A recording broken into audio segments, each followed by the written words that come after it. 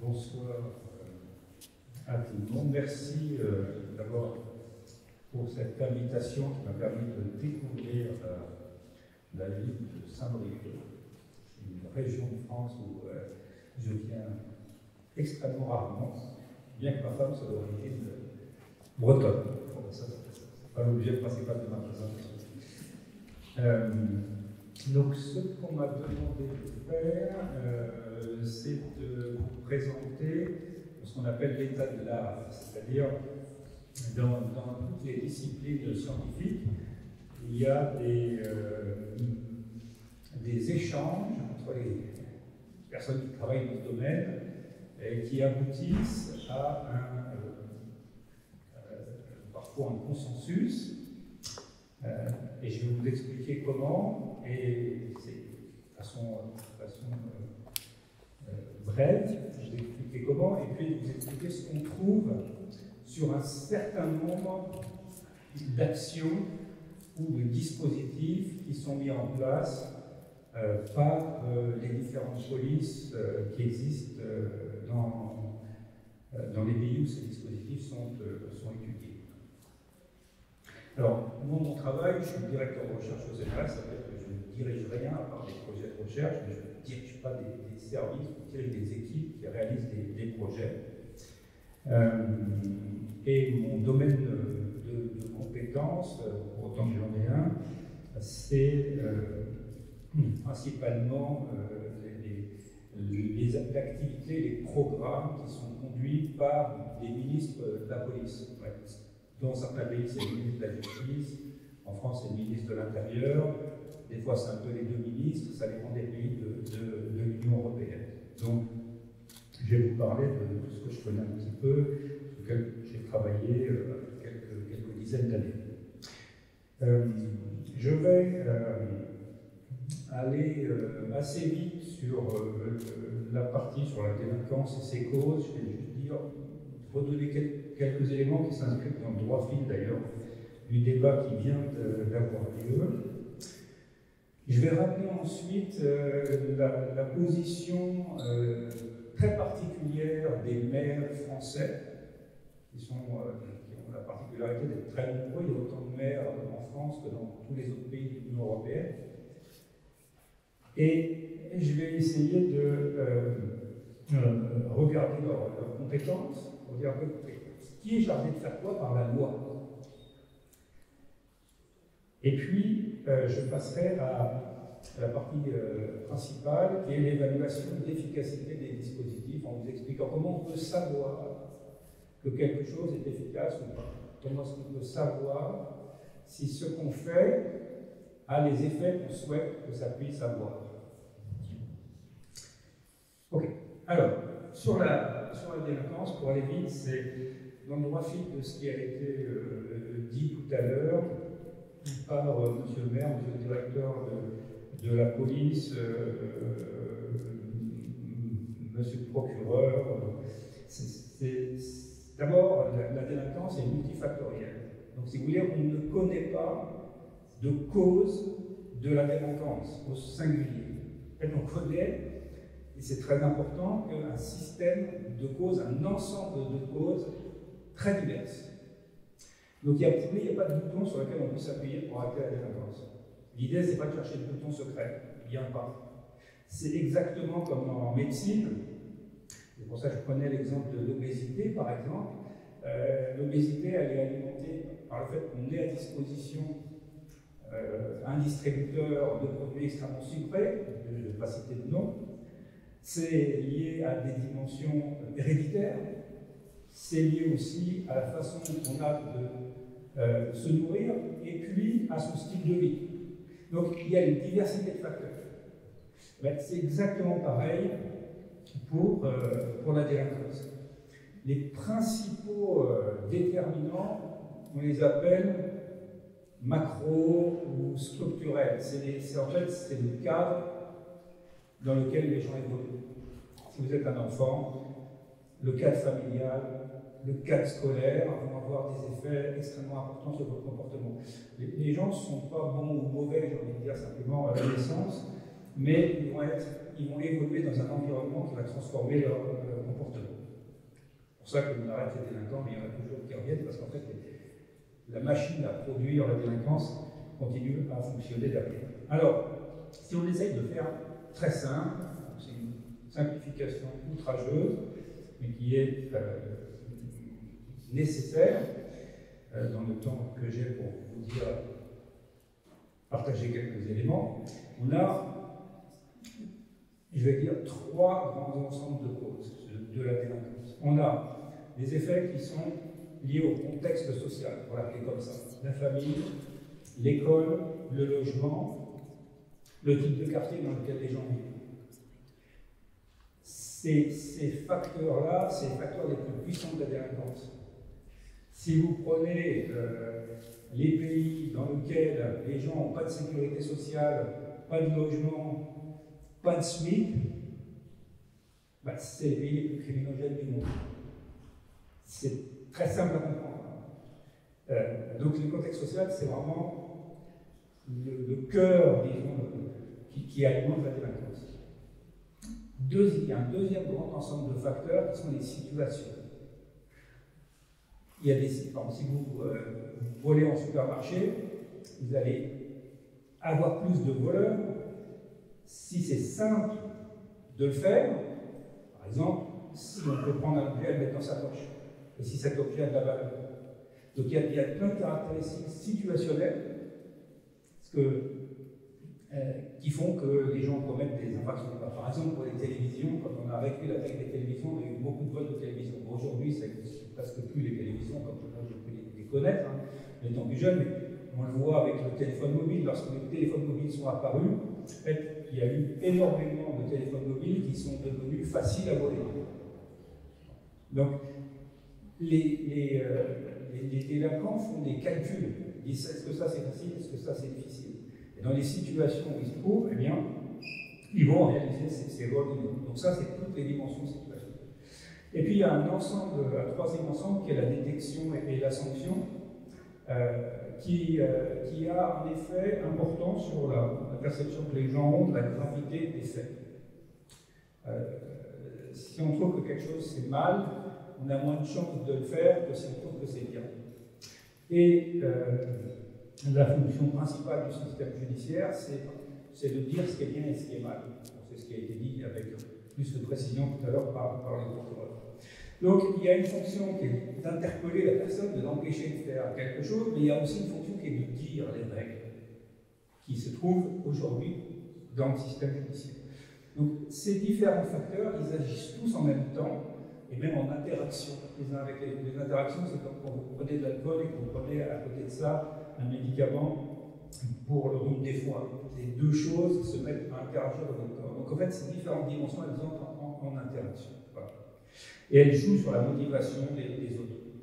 Donc si on veut agir sur la délinquance, en fait, on est face à quelque chose de très complexe, qui est faussement simple, et qui est souvent très simplifié dans le débat politique, pour des raisons sur lesquelles moi je n'ai pas ici à m'étendre. Mais si on descend dans la réalité des causes, encore une fois, il faut être très prudent. La deuxième chose, c'est qu'il y a ces facteurs de la délinquance, mais cette délinquance, elle est en général pas très bien connue. Elle est partiellement connue. Alors elle est un petit peu connue par la police, alors, un petit peu connue par l'Éducation nationale, qui a ses enquêtes propres qui s'appellent Civis. Donc elle est un petit peu connue par différentes organisations. Bon. Ce qui a été discuté tout à l'heure, et je vais ici juste défiler ces éléments qui sont mis arrêtés, c'était notamment les femmes victimes de violences physiques et ou sexuelles par leur conjoint. Et ce qu'on voit avec les outils dont on dispose, c'est qu'on a aujourd'hui un phénomène de surdéclaration par rapport au passé. C'est le bas des grandes barrettes bleues qui est bleu foncé, où on voit qu'on a beaucoup de faits qui sont déclarés qui ne datent pas de l'année à laquelle on les enregistre. C'est-à-dire qu'aujourd'hui, en 2025, beaucoup des violences contre les femmes qui sont déclarées n'ont pas eu lieu en 2025. Donc c'est ce qui a été dit tout à l'heure, je ne m'y étends pas, on n'a pas de preuve de l'augmentation du nombre réelles, si j'ose dire, des atteintes contre les femmes, des atteintes violentes contre les femmes. La majorité est inconnue des services de police et de la justice, mais la partie qui est connue, elle augmente sous l'effet des déclarations nouvelles, ce qu'on appelle parfois la libération de la parole. Donc, si vous voulez, les chiffres, ils ne sont pas plus objectifs que les sentiments. Les chiffres, ils reflètent la manière dont une société vit une question. Si les femmes disent, et c'est ce qu'elles font après 50 ans de lutte, c'est inacceptable de subir les violences et qu'elles vont vers la police et que la police accepte de les entendre et qu'il y a une procédure qui est ouverte par la justice, à ce moment-là, la statistique entend la société. Mais il n'y a pas de séparation entre ce que les gens ressentent et ce qui est compté. Ce sont deux choses qui en fait sont complètement imbriquées. La statistique, elle est l'état moral d'une société, l'état sensible, l'état émotionnel d'une société. Elle compte ce qui nous paraît mal. Je viens sur le cadre politique et les responsabilités politiques. Pour faire simple, quand on regarde les maires aujourd'hui en France, je n'ai pas de sondage sur le maire de Saint-Brieuc, ce sont les seuls responsables politiques qui sont très majoritairement, qui bénéficient d'une code de confiance, on va dire, hein, d'une approbation morale de la part des Français. Si vous comparez le maire de la commune avec le président de la République, c'est de 1 à 3 l'écart. Ou le Premier ministre de 1 à 2. Ça, c'est la dernière étude qui a été faite par des collègues d'un centre d'études à Paris. Donc la particularité du maire, c'est qu'il est proche, logiquement, de ses électeurs, des citoyens, et qu'il a un très fort crédit moral, une très forte autorité morale. La deuxième partie de la réalité, c'est qu'il a des pouvoirs qui sont très limités, mais pas nuls, ça a été déjà expliqué tout à l'heure, mais qui sont très limités. On va regarder en quoi. Si on imagine que la délinquance a des causes multiples, comme je vous les ai présentées rapidement, suggérées rapidement,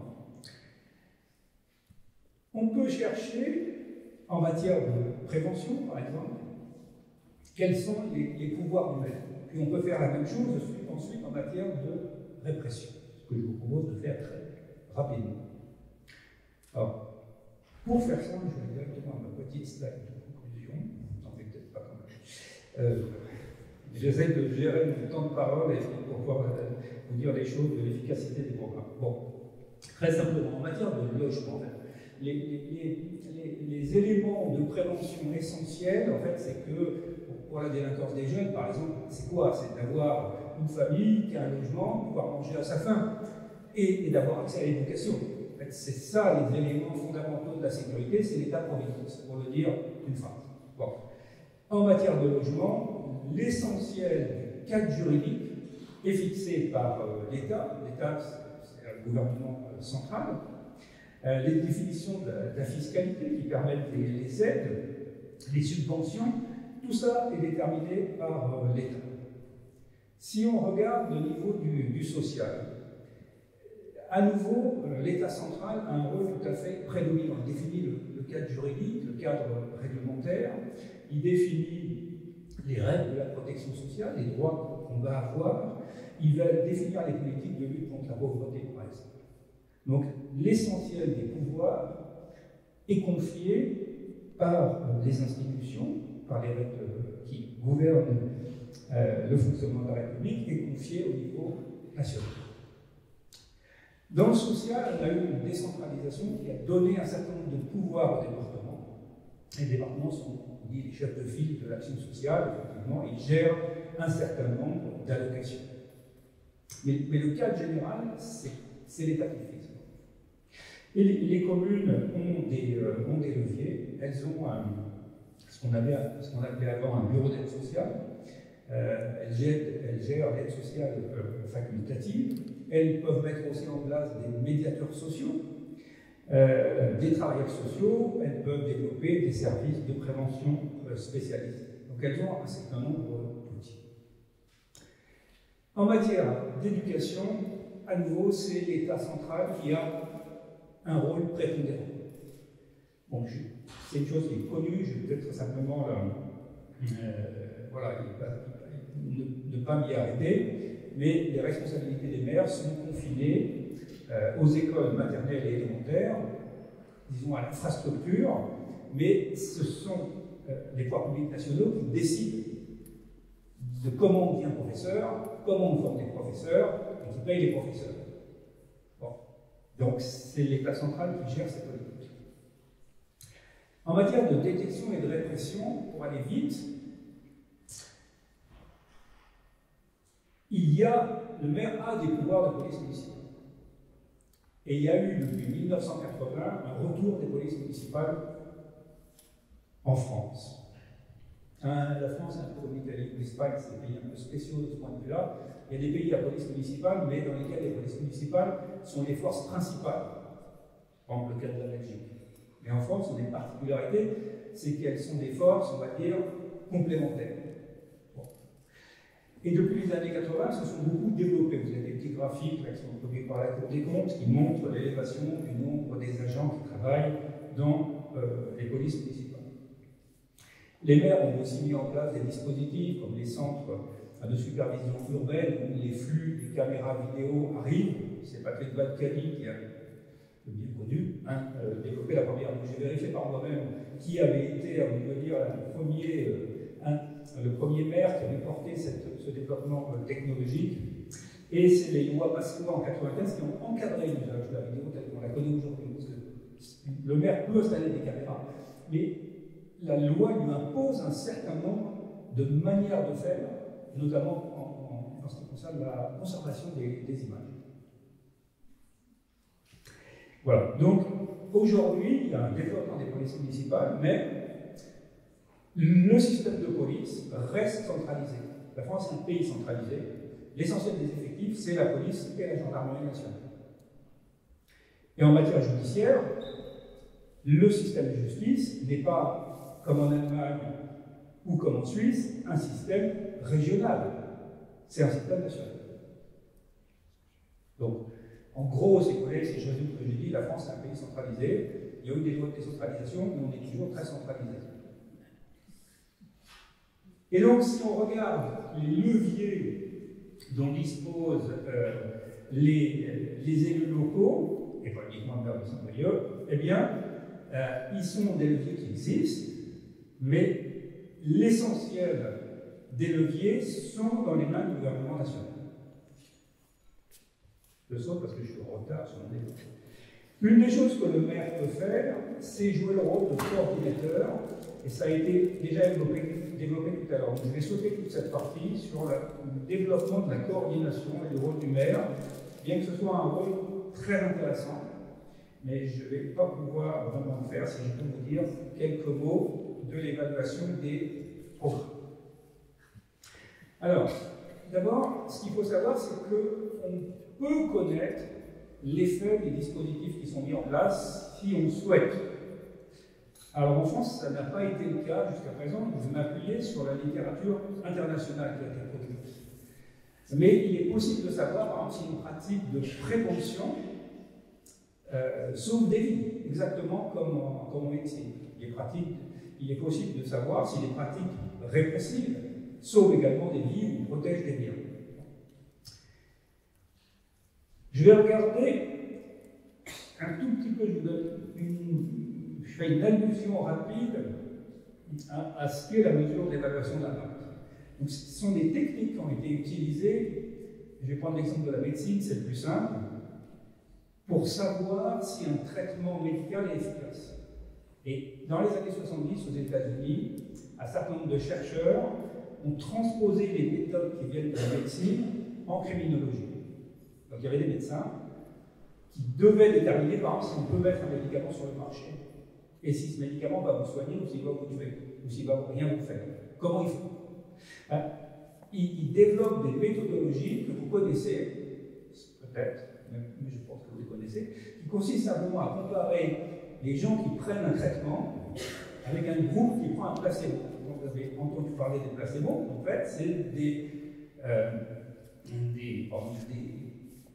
on va dire une gélule qui ne contient aucun principe actif. Donc, on donne à deux groupes. L'un, on lui donne le vrai médicament, l'autre, on lui donne le placebo qui n'a pas de principe actif. Et ensuite, on va dire que le médicament est efficace si après la prise du médicament, ceux qui ont pris le vrai médicament vont mieux que ceux qui ont pris le placebo. Et ça veut dire qu'on compare les évolutions de l'état de santé du malade avant et après la prise du médicament par rapport à avant et après la prise du placebo. C'est comme ça qu'on fait. On appelle ça des différences dans la différence. Bon. Ça, c'est la méthode standard qui est utilisée pour déterminer si un programme est efficace. Il faut comparer les choses, et il faut comparer avant et après. Si on ne fait pas ça, on ne peut pas parler d'efficacité. Une fois qu'on a fait cette étude, en fait, on va rassembler dans des synthèses de la littérature, on va rassembler dans ce qu'on appelle des méta-analyses, les résultats de l'ensemble des analyses séparées. Je vais prendre le cas pour les maladies, mettons une forme de cancer. Ben, les médecins, ils vont créer une analyse quantitative de l'ensemble des analyses qui ont été faites sur les traitements du cancer pour savoir si en moyenne on a un effet positif. Je ne sais pas si vous êtes perdu ou pas. Si vous pouvez lever le bras en disant que ça va pas du tout. Donc, on fait deux choses. Un, on crée des études qui ont un standard de méthode qui permet de tester la causalité. On compare avant et après le groupe expérimental et le groupe de contrôle. Et ensuite, on rassemble toutes les études qui ont fait ça sur un sujet bien précis. Ça s'appelle une méta-analyse. J'ai pris un peu de temps pour vous dire ça parce que ce n'est pas l'avis d'un expert ou ce n'est pas une opinion. Les méta-analyses, c'est un système de synthèse de la connaissance scientifique qui est utilisé dans les sciences médicales et maintenant dans les sciences humaines. Alors, je vous donne des petits exemples. D'abord, l'effet des armes.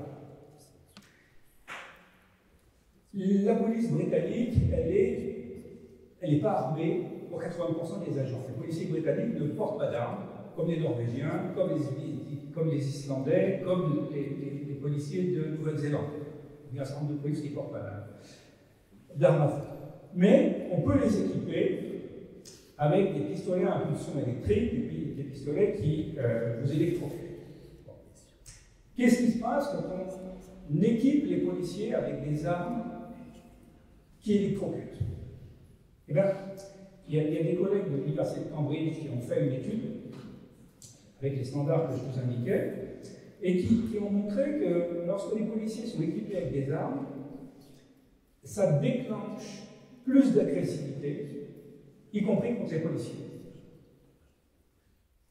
Quand vous voyez une menace, vous avez tendance à être plus agressif. C'est intéressant parce que ça pousse à considérer le pour et le contre dans la décision d'équiper la police avec des armes qui sont des armes à létalité réduite. Voilà. Ça, c'est un travail qui a été fait par l'Université de Cambridge en collaboration avec la Met, qui est la police de la City à Londres. La City, c'est la partie d'affaires, les grandes tours que vous voyez toujours dans les films lorsque il se passe à Londres. Deuxième illustration, alors ça, la vidéosurveillance a fait l'objet de plus de 40 études reconnues comme étant fiables. Et ça fait maintenant, ça fait 40 années qu'on étudie la vidéosurveillance, et on a maintenant un grand nombre d'études qui ont été faites. Alors, aucune n'a été réalisée en France sur la partie de la dissuasion. Est-ce que équiper dissuade? Ce qu'on trouve, c'est qu'il y a en moyenne une baisse modeste de la délinquance qui est associée avec la vidéosurveillance. Mais quand on sépare les types de lieux, on voit que les effets de la vidéosurveillance sont positifs, ça veut dire qu'ils dissuadent, dans les espaces qui sont des lieux fermés. Et il y a une représentation graphique que vous avez à côté de moi qui montre que on appelle ça les tailles des faits, c'est la distance du point par rapport à cette ligne médiane, sont significatifs dès lors qu'on est dans des lieux qui sont des lieux fermés. Donc on a en moyenne un petit effet positif, mais cet petit effet positif, il vient intégralement de l'usage de la vidéosurveillance dans les lieux fermés. C'est intéressant, parce que si vous avez des ressources limitées, c'est souvent le cas des pouvoirs publics, quel que soit le niveau, ben vous pouvez choisir d'utiliser l'outil là où la probabilité qu'il ait un effet protecteur soit la plus faible. Vous pouvez aussi choisir, évidemment, de faire le contraire. Les études sont simplement des indications, ce ne sont pas des instructions données aux pouvoirs politiques qui restent souverains dans la décision de les utiliser ou pas. Il y a eu une seule étude qui a été faite en France, par contre, sur l'utilisation de la vidéosurveillance pour la détection des infractions, en collaboration avec le Centre de recherche de la Gendarmerie nationale, et on arrive à des résultats qui, on va dire, montrent un effet modeste, où on a plus ou moins 1% des faits qui sont élucidés à l'aide de la vidéosurveillance publique. C'est un total qu'il faut rapporter au coût du dispositif. Hein. Et ça, à nouveau, c'est un calcul politique. Ce sont les responsables politiques qui doivent estimer si 1%, ça vaut le prix qu'ils vont payer pour mettre en place le dispositif. Okay. Il y a des choses qui ne marchent pas.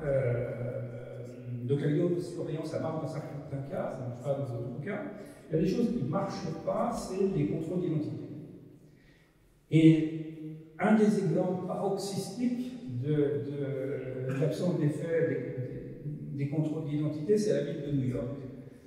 Et ils ont permis de réaliser une expérimentation de type médical malgré eux, parce que en 2013, le maire de New York défendait l'utilisation massive des contrôles d'identité, perd les élections.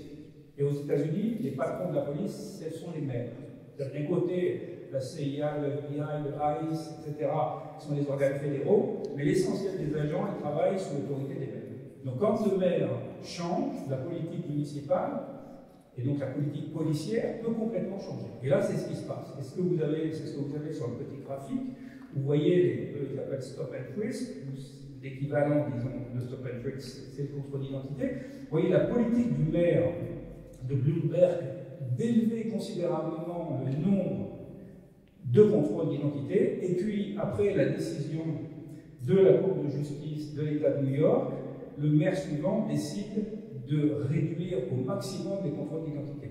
Et ce que vous voyez, ce que vous peut-être devinez sur les courbes, c'est qu'en fait les courbes de la délinquance et les courbes des contrôles d'identité n'ont rien à voir.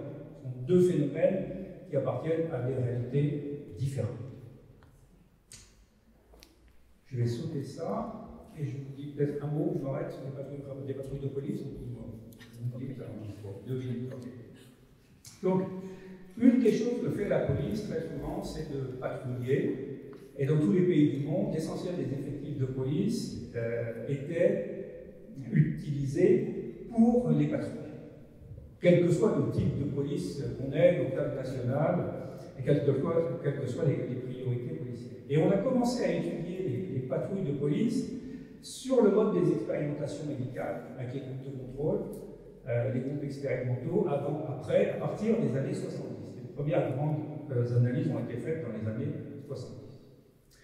Et depuis, la technique, les systèmes d'évaluation ont été beaucoup développés, et on trouve des effets de certaines formes de patrouille de police. C'est-à-dire qu'à nouveau, c'est comme pour la vidéosurveillance, c'est pas ça marche ou ça marche pas, ça dépend comment on le fait. Et on voit des réductions qui sont liées à l'usage des patrouilles de police, mais ces réductions montrent en moyenne des effets qui sont faibles. C'est pas qu'il n'y a pas d'effets, il y a des petits effets. Alors, il faut bien savoir que les petits effets, il ne faut pas cracher sur les petits effets, d'un point de vue de leur évaluation. C'est comme en médecine, hein, quand vous améliorez l'espérance de vie d'un malade qui a une pathologie grave d'un an, c'est un progrès. Donc, il ne faut pas juste dire petit égale nul, non, petit égale petit, si j'ose dire. Donc, on voit avec certaines méthodologies que l'utilisation des patrouilles préventives est positive pour la sécurité. permet de l'améliorer un petit peu. Les patrouilles qui ne fonctionnent pas, c'est les patrouilles qui sont déclenchées sur la base des appels des citoyens. Donc c'est les patrouilles réactives. Celles-là, on ne voit pas de modification de la délinquance, même si on intensifie leur nombre. Donc, encore une fois, il y a différentes formes de patrouilles. Certainement, en effet, certains n'ont pas d'effet. Lorsqu'on utilise ces patrouilles dans les zones à forte criminalité, alors ce qui n'est pas le cas, si on a bien compris la présentation tout à l'heure, de Saint-Brieuc, c'est un résultat qui probablement ne s'applique pas à Saint-Brieuc, on voit que, mais qui pourra peut-être s'appliquer, il faudrait vérifier, on voit que les effets de protection des patrouilles sont les plus fortes si, en même temps qu'on fait les patrouilles, on essaye d'engager la population locale et la sensibiliser sur ces questions-là, en faisant ce qu'on appelle la police de résolution de problèmes. On part non pas juste des incidents, mais on part des facteurs qui causent les incidents. Et la police essaie, dans un certain nombre de cas, de travailler sur ces facteurs. Donc, au lieu de simplement réagir à un phénomène, on analyse les causes du phénomène, on se dit, et si on s'attaquait aussi aux causes de ce phénomène? Ce qui ne fonctionne pas, c'est les formes les plus agressives de police, qui ont été un peu symbolisées par l'expression tolérance zéro. Lorsqu'on utilise cette forme de police-là, on n'obtient pas de baisse, et on a aussi pas mal de risques de biais ethniques, ce qu'on appelle en France le délit de faciès. Et cette approche de résolution de problèmes, ce qui est intéressant, c'est que plus on associe de partenaires différents, associatifs, médicaux, scolaires, policiers, plus on associe de partenaires différents pour essayer de résoudre les problèmes en amont, plus on obtient des faits des patrouilles de police. Alors, donc, plus on est dans une approche de résolution de problèmes plus globale et pas juste réactive, plus on obtient de résultats. J'espère que je ne vous ai pas trop endormi, je m'arrête là. Désolé d'avoir dépassé aussi le temps. Merci pour votre attention. Merci beaucoup.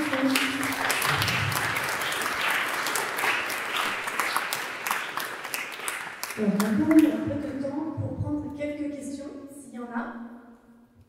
Ou alors on passe directement aux ateliers, mais s'il y a des questions, n'hésitez pas à les poser. Hein. Madame hésite. Non? Ah oui. Je donne le micro. Quand je vous dis c'est un consensus scientifique, vous pouvez ne pas être d'accord. Hein. Vous pouvez dire que ça ne s'applique pas à Saint-Brieuc, que vous avez été chercher ça ne me gêne pas. Hein. Donc sentez-vous très libre. Ce n'est pas parce que c'est produit par des universitaires dans des revues très sérieuses que vous ne pouvez pas dire ce que vous avez à dire. Hein. Sentez-vous très libre. Donc en toute liberté. Est-ce que la vidéoprotection, la vidéosurveillance a des effets à l'appui de l'activité économique? Je pense notamment les rues très commerçantes, les centres commerciaux dans les quartiers. Voilà. Est-ce qu'il y a des études qui ont été faites et quel est l'effet éventuellement produit? J'avais plutôt le pressentiment de dire à l'appui d'une activité économique, il peut y avoir un effet. Vous voulez dire dans quel sens? C'est-à-dire pour protéger les commerces ou qu'est-ce que... Protéger les commerces et rassurer la clientèle. Ok. Alors, les systèmes, je vais vous répéter un petit peu, les systèmes qui sont efficaces, c'est les systèmes qui fonctionnent à l'intérieur de quelque chose. Donc, principalement à l'intérieur des parkings, mais ça peut être également à l'intérieur des commerces. Alors, des exemples paroxystiques, c'est les banques.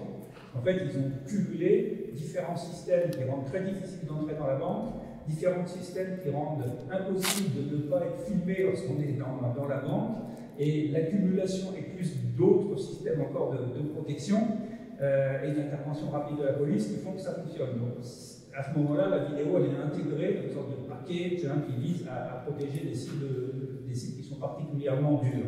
Voilà, donc ça marche, encore une fois, plutôt mieux dès lors qu'on est à l'intérieur de quelque chose. Pourquoi? Probablement parce que la vidéo permet une détection lorsqu'il y a une surveillance en direct des images, et que cette détection, elle peut permettre une intervention, et que beaucoup de centres commerciaux ont des personnels qui sont chargés d'intervenir en cas de détection des marques inconnues, d'un vol. Donc ce sont des circonstances qui rendent le système plus performant.